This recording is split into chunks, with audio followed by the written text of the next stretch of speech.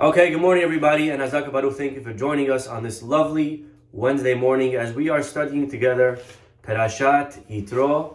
Of course, Parashat Yitro is famous for it is the parasha that contains in it the Ten Commandments. Okay, of course, our parasha has a lot to talk about other than the Ten Commandments. I would like to actually discuss today something right in the beginning of our parasha. So if you open up to the beginning of chapter 18, let's open up Pasuk. Let's just read from the beginning, okay? Just a couple of verses. Vayishma Yitro Kohen Midyan. So Yitro, who is the minister of Midyan, who he is also the father-in-law of Moshe Rabbeinu, right? Moshe Rabbeinu married Yitro's daughter, Tzipora. So he hears about all of the miracles that happened to the Jewish people when they left Egypt, the splitting of the sea. He heard about the fight with Amalek. And he's all inspired. He wants to join the Jewish people. And by the way, the Torah places Yitro right next to the battle of Amalek, comparing and contrasting the two reactions of Yitro versus that of Amalek. Look what Amalek's reaction was when God splits the sea. Look what Yitro's reaction is. God splits the sea. There are two ways to react to God's miracles. And this is true today. Sometimes people today, God could do something amazing, and there will be two different attitudes of how we respond. Some people will respond in a positive way. Some people will respond in a negative way. Amalek, they come out, they say, you know what? I'm going to break these people. And they start coming and fighting with the Jews. Of course, it doesn't work out well for them. Yitro does the opposite. Yitro hears about the miracles and says, wow, I want to join these people. And so here it is right in the beginning of the Parasha, Yitro, and Pasuk number 2. Yitro doesn't come alone. Yitro does not come alone. Who does Yitro come with? Vayikach Yitro choten Moshe et Tzipora. He brings Tzipora. Who's Tzipora? Eshet Moshe. Okay. What's she doing with Yitro? I thought when Moshe came back to Egypt to free the Jewish people, it says that he brought his wife and he brought his kids. And Pasuk says, Achar shiluheha. After she was sent away. Rashi fills us in. Let's take a look at Rashi over here. Rashi tells us, when God says to Moses in Midian, go to Egypt and free the Jewish people, Moshe, and this is above in Parashat Shemot, chapter 4, Moshe took his wife and his kids. However, Vayetze Aharon likrato. Aharon came out to greet him. Vayifkesheu behar ha'Elohim, and they meet at, right here, Har Sinai, the mountain of God. Which, by the way, is very interesting, because Moshe is going up to Egypt, and he's coming from Midian. So I want you to picture what this looks like. Just make believe you have a map, right? You have Midian, wherever that is, and Mitzrayim, wherever that is, and Moshe is going to Mitzrayim, and on the way he gets to Har ha'Elohim. Har Sinai is in between, somewhere in between Midian and Mitzrayim.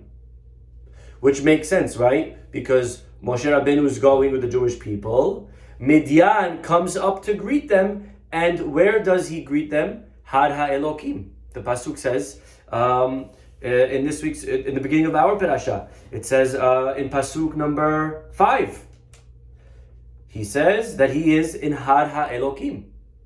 Okay? Now, again, there's a lot to say on this. Some say that the Jewish people were not at Har Sinai. Yitro was at Har Sinai when he sends the message to Moshe, I'm coming. And actually, the Jewish people are still a couple of weeks away from Har Sinai. But Yitro gets to Har Sinai first because he's coming from Midian and he bumps into Har Sinai and then he meets the Jewish people and they come together to Har Sinai. Okay, so a lot of interesting geography stuff going on over here. But either way, Aharon comes and he greets his brother Moshe, says Rashi. Amar lo mihem alalu, he says to Moshe, who are these people? When you ran away, you were alone. I see you now with 3 other people. Amar lo zohi ishti, Tzipora meet Aaron meet Tzipora. And how do you do? Welcome to the family. Nice to meet you. Amar lo zohi ishti, this is my wife. Shenasati b'Midian ve'elu banai, and these are my kids. Amar lo, so Aharon says, Vehechan atamulichan, and where exactly, young brother, do you think you are taking them? And Amar lo leMitzrayim. Moshe's like, I mean, with me down to Egypt. I thought that was the plan. I'm going down to Egypt and I'm bringing my wife. That's usually what people do. They bring their wife with them wherever they go. Well, says Aaron, look at this line. Amar lo al harishonim anu mitzta'arim. On the ones that are here already, we're suffering. Ve'ata ba le'osif aleim. You want to add more suffering? Is not enough people that are slaves? You want to bring 3 more?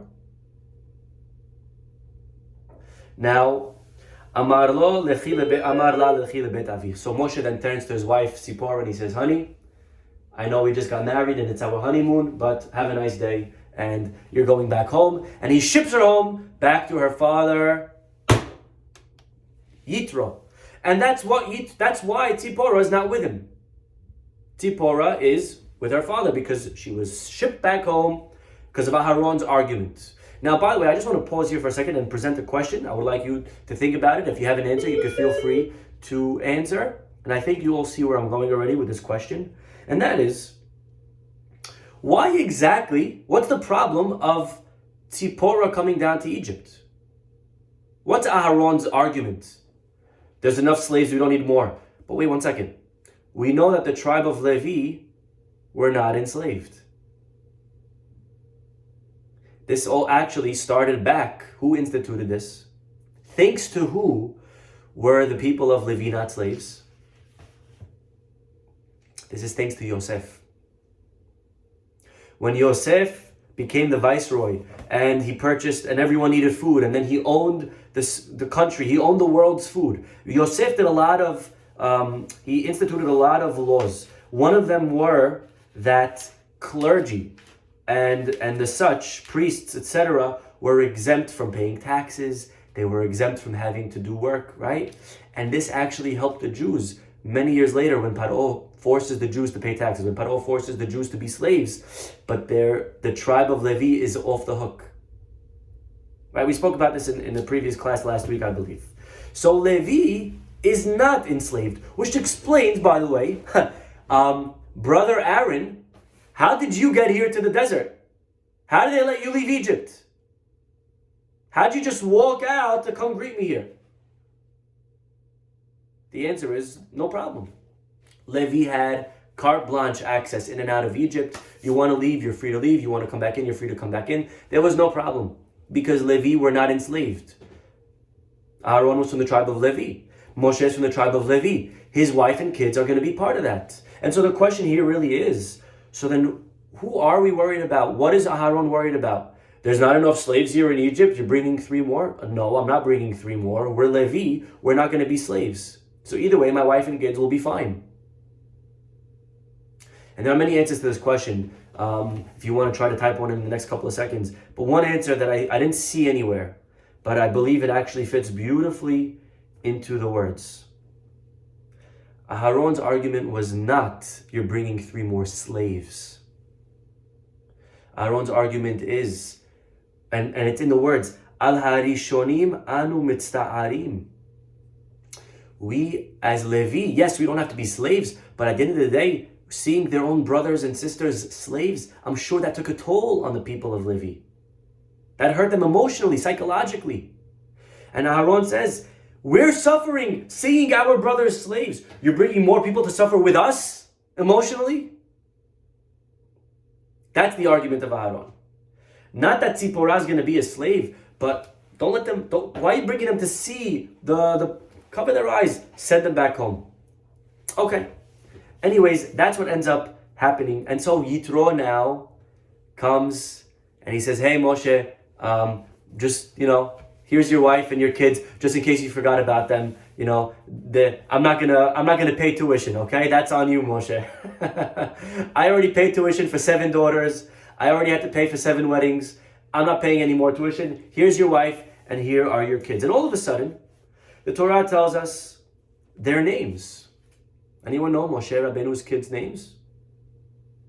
Well, Ve'et Shnei Banea, and here are her and the 2 kids. Asher Shem Ha'ehad Gershom. The first one is Gershom. Why do you call him Gershom? Ki Amar. It's interesting, by the way, this question. Why did he call him Gershom? That doesn't happen today. Today, you see your friend, oh, so what are you up to in life? Oh, yeah, thank God. I just had a baby. Beautiful. What's their name? Oh, Abi. Oh, beautiful. No one says, why'd you call him Abi? Oh, so cute. I love Abi, right? No one says, why'd you call him? No one says, yeah, I called him Abi because, one day when I was at the store, there was this guy, no one justifies why they named their kids what they named them, right? But over here, the Torah does it all the time. Ki amar ger hayiti be'eretz nochriya. Says Moshe, well, I was a stranger in a foreign land. Which land was he a stranger in? He's a stranger in Midian. Remember, Moshe Rabbeinu was a fugitive running away from Paro, and he's a stranger in Midian for many, many years. So he calls his first son Gershom, because he was to remind him that I was a stranger, Ger. Veshem ha'ehad Eliezer, and the other one, Eliezer. Why? Ki Elohei avi be'ezri, because the God of my father was at my aid. Eliezer. Eli, my God. Ezer, help me. My God helped me. When did God help Moshe Rabbeinu? He says, Vayatzileni mecheret Paro. He saved me from the sword of Paro. So these are the two names, and this is going to be our focus for today's class. Okay? So, if you're not down to hear any more information about Moshe's two sons, this is your chance to leave. But that is where we are headed to in today's class, to learn about these two names. And there are questions. There are questions on the names of Moshe Rabbeinu. Who could think of a question? The most obvious question maybe on these two names is, Moshe was a stranger in Mitzrayim too. Why? The whole Jewish people were there. I think he's referring to Ger, very good. The obvious glaring question is, the order is backwards. What happened first? Stranger in a foreign land, or saved from Paro's sword? By the way, sorry, I should have explained this. Where was Moshe saved from Paro's sword? When Moshe remember Moshe one day saw the Egyptian striking the Jews, so he kills the Egyptian? And then he buries the Egyptian in the sand, and he makes sure no one saw? Well, guess what? Someone saw. And it wasn't just someone, it was a Jew. And the Jew ratted on Moses. And then Moshe had to run away. And actually in the text, it's very brief. It just says Moshe ran away. But there's many midrashim saying it wasn't just like catch me if you can, 30-second thing running away. He was caught, they arrested him, he was in jail, Paro put him on the table, he was about to cut his neck, and the neck turned into marble. There's many midrashim on this if you want to entertain yourself. But it wasn't like a 1 second thing that he's like, oh no, shoot, they found out, I gotta go, right? That's not what happened, right? It was a whole process. So he was saved from Paro's sword. Vayatzileni mecherev Paro. That happened first. And then where does he run? He runs to Midian, all the way in the south. He runs to Midian, and there he was a stranger. So what happened first? Saved from the sword or stranger? Saved from the sword. So first should be Eliezer. Then should be Gershom. And the text here, again, beginning of our Perashat Yitro, chapter 18, Pasuk 3. Number 1 is Gershom, and number 2 is Eliezer. And again, the order is backwards. That is the question that is asked, not by me, by even Rishonim. And there are many answers to this question. Answer number 1, given by the Chizkuni, is, well, if you think about it from Moshe's perspective, Moshe is a guest in Midian, right? Growing up from the age of, we don't know how old exactly, but some say 20 till 80. He spent 60 years of his life there, okay, roughly. So from that time that he moves there, the last thing that you want to do is let everyone know that you're a fugitive. You want to, lay low a little bit, make a good reputation, a good name for yourself, right? So first thing, you're going to name your son. You're not going to say, Oh, Hashem saved me from the sword of Paro, right? Oh, thank God. Imagine the guy just moves to the community and he's doing the Misha Berach, and the guy says, yeah, I want to do Misha Berach, and I want to give 101 to the synagogue, and I want to thank this family, and I want to thank the warden that got me out of jail, that helped me escape, and I want to, whoa, wait, what jail, what escape? William, get over here, right? Call the security.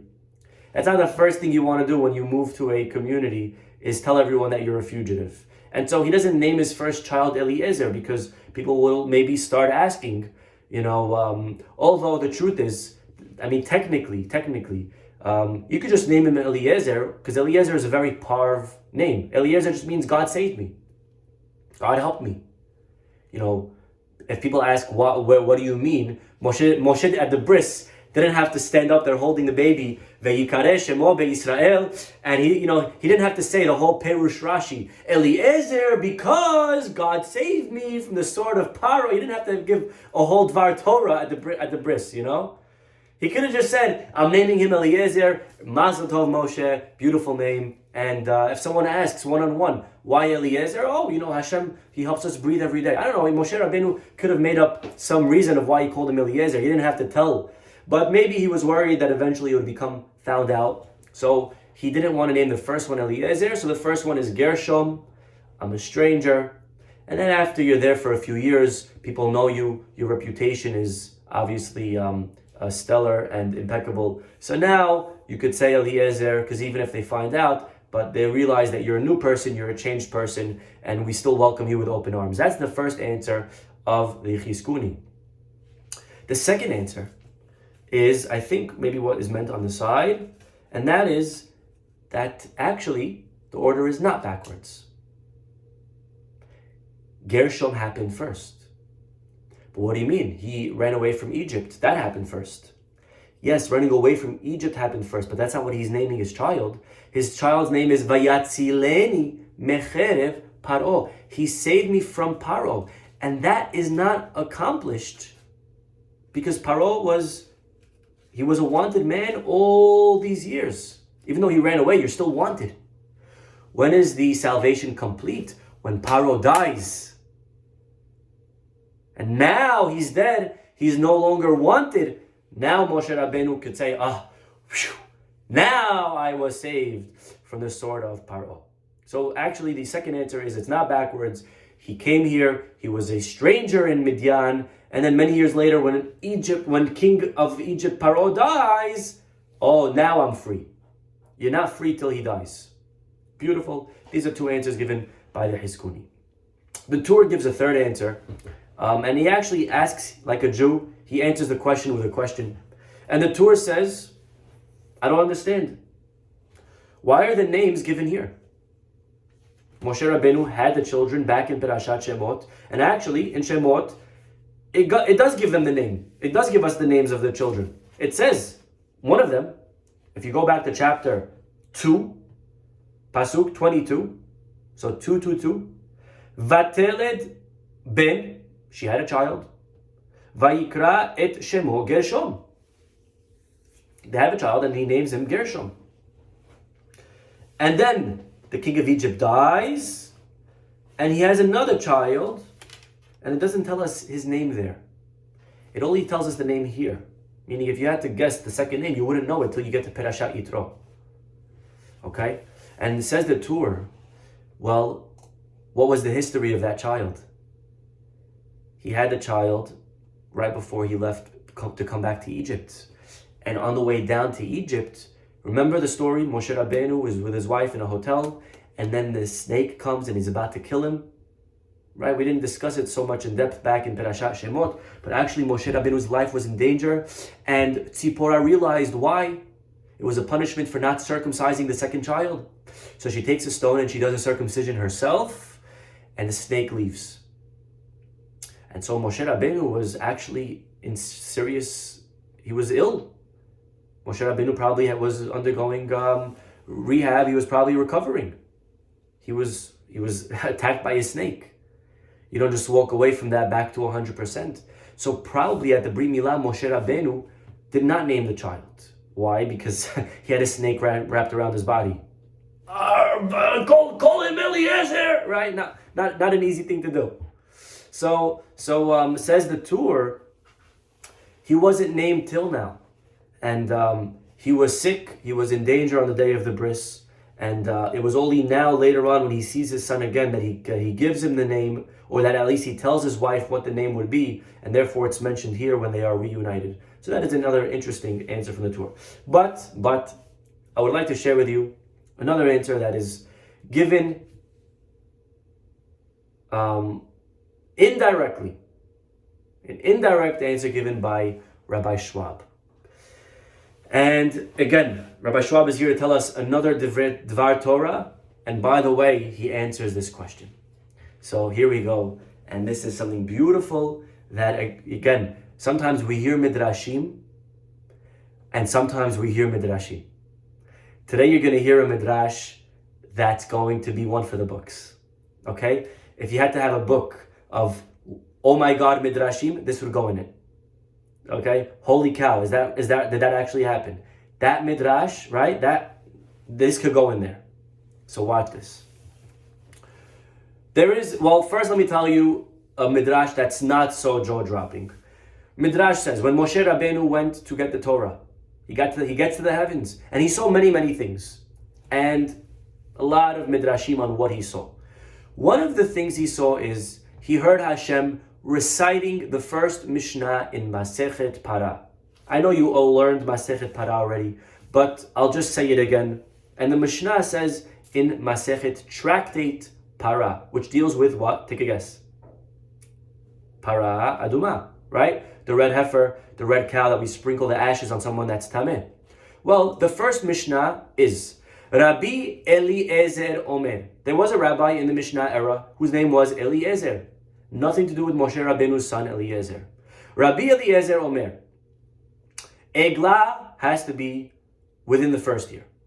Okay, when you're doing the ceremony of Eglah Arufa, which we're not going to go into detail right now, right? Someone who dies and you don't know who killed him, we have to decapitate a Eglah, a calf. That has to be within its first year. A Para Aduma, Bat Shtayim, within its first 2 years. Okay, it could be up to 1 or up to 2 years old. Hachamim argue. Hachamim say no. An eglah is within the first 2 years. And a para could be either 3 or 4. It doesn't matter. Now, this is the Mishnah, and I'm sure many of us could care less. Sorry to say it like that. Okay, very nice. A para could be 1 year old. A para could be 2 years old. All right, I mean, whatever. Fine. Very nice. But this is a machloket. And it's Torah, and we have to study it. So again, the opinion of Rabbi Eliezer is a para, and please just remember this detail, okay? I won't tell you the rest. A para has to be up to 2 years old, no older. Hachamim say no, it could be up to 3, up to 4. Very nice. Now, that's not the interesting part of the Midrash, the fact that God was studying this Mishnah. The interesting part is the next part. And that is Moshe, when he heard this, Moshe was amazed. And Moshe said, wow, that's what Rabbi Eliezer holds? That it's up to 2 years and that's it? I pray that Eliezer should be from my descendants. And God says, okay, if that's the case, so be it. He will be from one of your descendants. And says the Midrash, the cherry on top. And that's what it means when it says in our parasha, Veshem ha'ehad Eliezer. And one of Moshe's kids was Eliezer. You know which Eliezer it's talking about? Rabbi Eliezer ben Hurkenus, thousands of years later in the Mishnah era, who's going to say that a para aduma needs to be under the age of 2. That's the Eliezer that our pasuk is also alluding to. Whoa. What connection?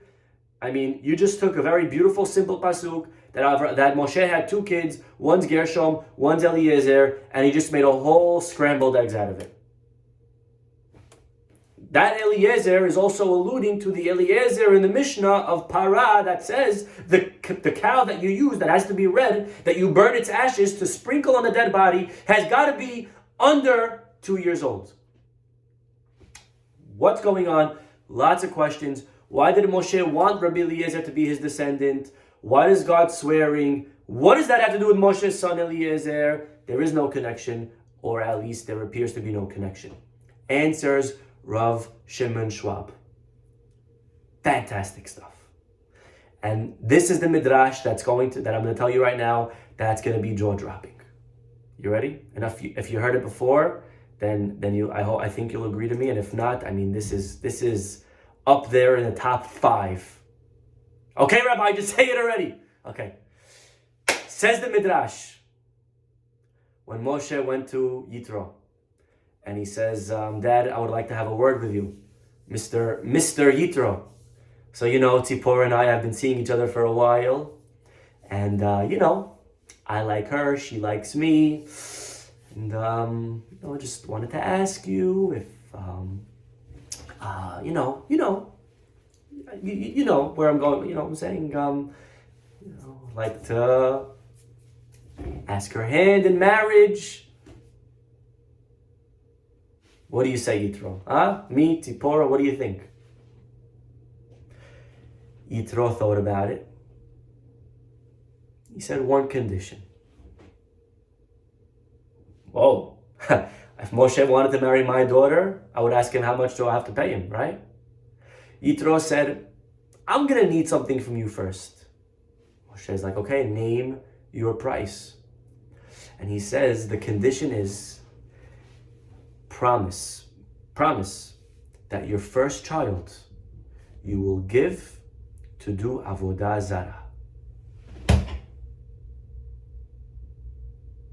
Child number 1, I want you to put down, I want you to send him to Catholic school. Number 2, 3, 4, 5, 6, they're yours, you do whatever you want with them. Give me one child to do avodah zarah. And Moshe Rabbeinu agreed. Now, the obvious question is, now this is crazy midrash. Question number 1 is, why would Yitro want that? We know at this point, Yitro already converted somewhat to Judaism. Yitro already threw out all of the idol worship ways of his past. That's why he was despised by the people of Midian. That's why they bothered his daughters at the well. Yitro was an outcast because he adopted monotheism. So if that's the case, and Yitro realizes that it's all fake, so why all of a sudden does Yitro want that they should give up one child to go back down that path that you yourself recognize as false? And the answer is, Yitro did not want Moshe to give up one child. Actually, in Yitro's eyes, he wanted Moshe to have one real Jewish child. Because in Yitro's opinion, there's no way that you could really know the truth until you've tested everything. You can't know that Judaism is real unless you've compared it to Christianity, to Islam, to Buddhism, to all the other religions. When you've took a religion comparative course, you studied everything, you saw what is out there, and then you, with your mind, conclude, you know what? I realize this is wrong, this is wrong, this is wrong. Judaism is emet. That's a real committed person. It's not impressive when you pick a girl to marry her, but she's the only girl in the world. When Adam picks Chava, I don't know that we could really say, wow, Adam, you picked Chava, and Chava, don't you feel special that he picked you? There wasn't really competition. Right? When there's 20 people and I pick one from the 20, that's impressive. If from day one, you're spoon-fed and you're taught Judaism, and you don't know what else exists, you're not really able to say with confidence, I am a real believer. You're not a believer. You're a follower of what your parents told you. That's fake. They told you to follow this path, and that's what you're doing. Me, says Yitro, I explored everything. And I can say every day in Aleinu, Veyadata hayom, I know. Ata yadati ki gadol, I know God is real. You believe God is real. I know God is real. Yitro felt that his his past strengthened his faith. Very important. Because I studied other religions, I know my faith is very different than a lot of other people's faith. Imagine a guy who knows what it is to do drugs. He had a past, and then he recovers. This person is able to be and to say with confidence, I know what it's like to do drugs. I know what it's like to have an addiction to alcohol, and my commitment is much stronger. And I believe we quoted this pasuk. There's a pasuk in Kohelet, chapter 7, pasuk 5. Kohelet, by the way, was written by who? Shlomo HaMelech. It's one of the 3 books that he wrote. And in chapter 7, pasuk 5 is a pasuk. It says, Tov lishmoa ga'arat hacham me'ish shomeya shir kesilim. It is better to listen to the ga'arat, to the wise man's reproof, to the rebuke of a wise man, than to listen to the praise of fools. Meaning, you want to get advice, go to a wise person. Don't go get advice from a fool. Right? That is the simple way of understanding the text. But of course, the Chassidut, the laws of grammar don't always apply to them. And so they say the following beautiful idea, that if you want to hear reproof of a wise man, do it from, not it's better than, but hear it from kesili, hear it from someone that was once a fool. Go to someone that once, meaning, if Rav Chaim Kanievsky comes and he tells all the Flatbush kids, all the kids in Ramaz High School, all the kids, right, that are teenagers, listen guys, don't do things that are inappropriate with girls. Listen, girls, don't do things that are inappropriate with guys. Listen, don't drink, don't do drugs. You know what they're all going to say? Okay, Rabbi, Hazaku Baruch. When you've been with a girl, then let me know. When you try a drug, then let me know.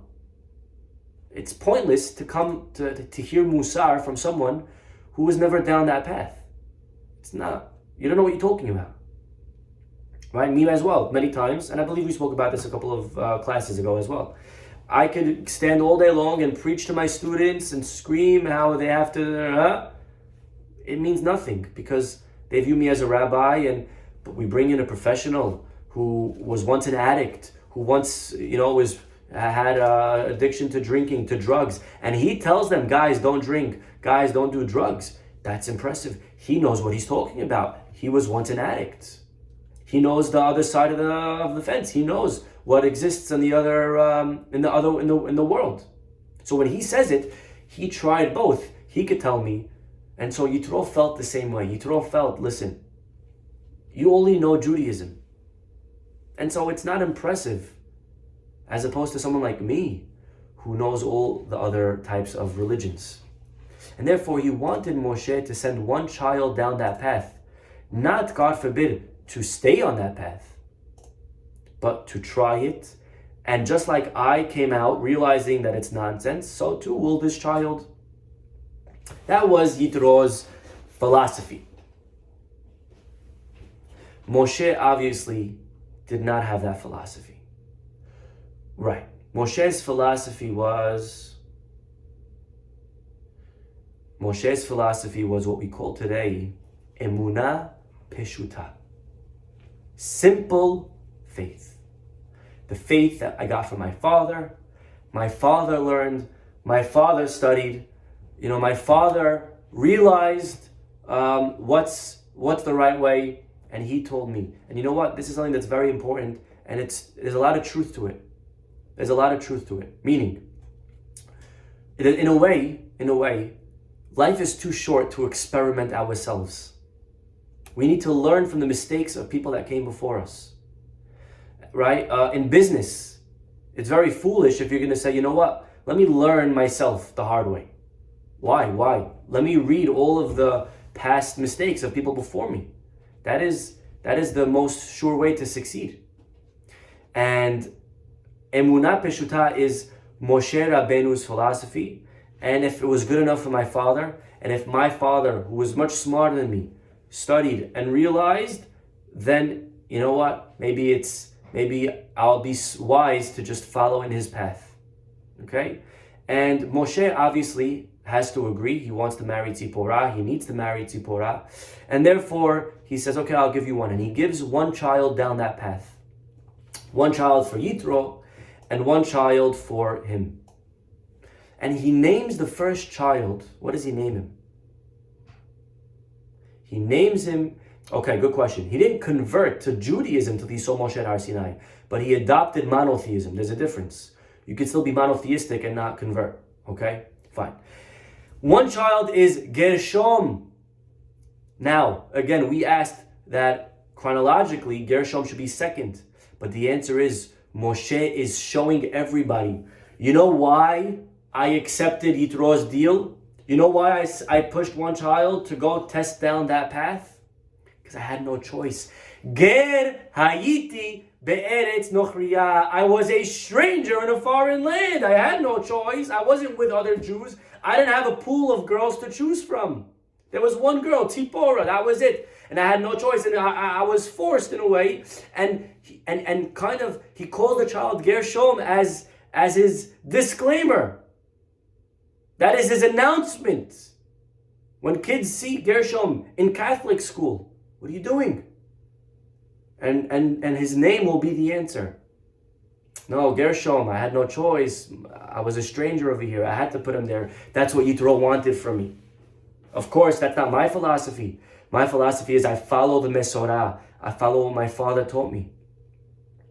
And that's why he calls the second child not just Eliezer, because God helped me. He doesn't say Ki Elokei Ezri be'ezri.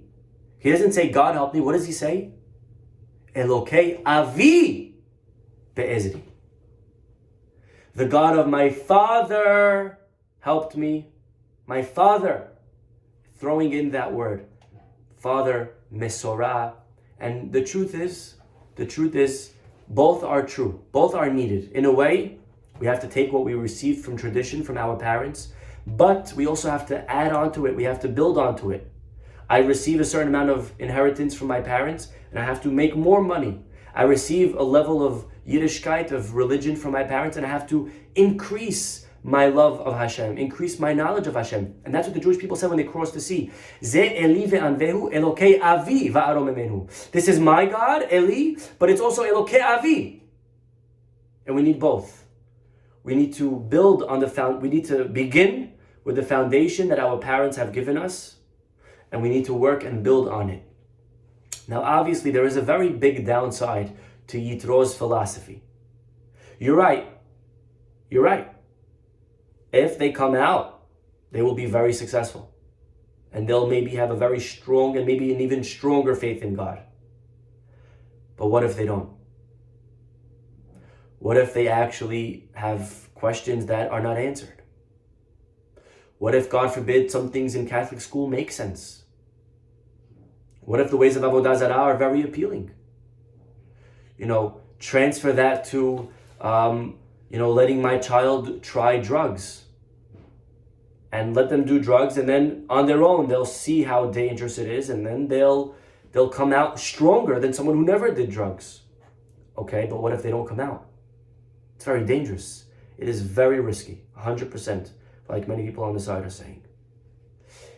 What happens when there's a mitzvah that doesn't make sense? What happens to chukim? If everything I do in life is because of Yitro's way, because I realize that it makes sense, well, some mitzvot don't make sense. There are many mitzvot called chukim that we don't know the reason for them. At the end of the day, Judaism requires a level of faith. At a certain point, we have to say, I don't know the answer. It's always going to come to that. There's always going to be that level that I need to say, I don't know. I don't know, but I follow. We try as much as we can to realize and know the truth. But at the end of the day, it's called emunah for a reason. There is an amount of emunah that's required. Leha'amin ba'Hashem. There are two commandments. There's one to know God and one to believe in God. Both can't be true. The answer is, but we need both. We should try to know God, but when we get stuck, we kick in our faith. And of course, I believe because my father believed, and that's Moshe's philosophy. Now, even chukim can be explained. There are reasons for them. Right? We've given reasons in the past for example, sha'atnez. You can't wear wool and linen, which at face value makes no sense. Why can't I wear wool and linen? But even that we explained. Remember the explanation that we gave to that? What was the explanation that we gave to wool and linen? We said because Cain and Hevel, Cain was a farmer, he brought linen. Hevel was a shepherd, he brought wool. And wool and linen caused the first murder in history. And therefore, God says, stay away from mixing those two. They don't go well together. Right? Beautiful. So that's a chok that the Zohar explains. But some chokim, not all chokim can be explained. What's the classic chok, by the way? Anyone remember? What's the ultimate paradox? The quintessential chok, the mitzvah that we do not know the reason for. Till today, para aduma. Para aduma. Okay? Because again, the red heifer, you take the ashes, you burn them up. You take the cow, you burn them up. You take the ashes, you sprinkle it on somebody. That somebody becomes pure, and the one who did the sprinkling becomes tameh. I mean, it makes no sense. Right? And this is something that we could... So Zuri Marcus over here is writing on the side. He's messaging me. But there is a reason for it. And Rashi actually tells us the reason in Perashat, I believe it's Perashat Chukat, where the mitzvah of Para Aduma is discussed. Rashi says, he gives a reason for what Shlomo HaMelech calls Amarti Ehkema V'hi Rehoka Mimeni, for what Shlomo HaMelech says, I thought I could figure it all out, but when I got to Para Aduma, I got stuck. Really? You got stuck, Shlomo HaMelech, the wise? But Rashi gives us a very simple answer. Tavo ha'em, let the mother come and clean up after its child. Right? You go to someone's house, the child makes a mess, who has to clean? The mom. The reason there's death is because of chet ha'egel, the golden calf. Well, the calf is the child. Let the mother come, the para, and clean after its child. So you take a para and you throw it on and you clean the mistake of chet ha'egel, which brought death to the world. So this is death, and the way to get rid of death is with the para.